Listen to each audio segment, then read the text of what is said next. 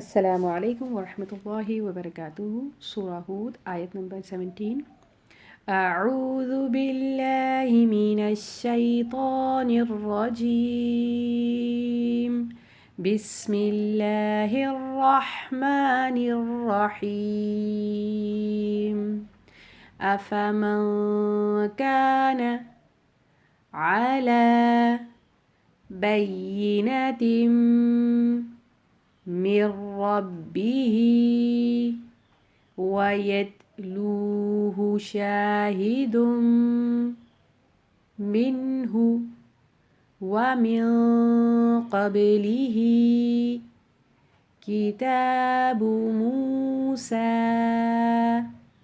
إماما ورحمة أولئك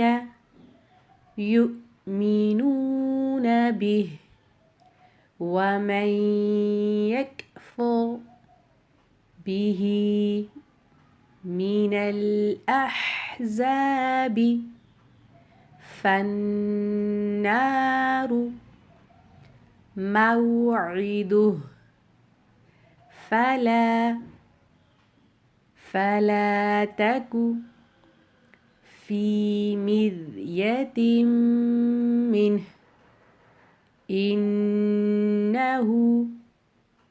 إنه الحق من ربك ولكن أكثر الناس لا يؤمنون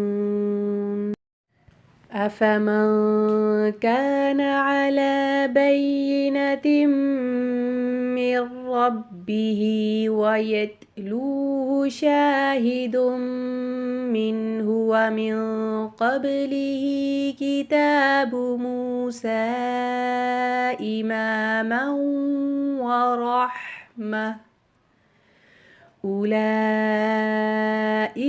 يؤمنون به ومن يكفر به من الأحزاب فالنار موعده فلا تك في مرية منه إنه الحق من ربك ولكن أكثر الناس لا يؤمنون.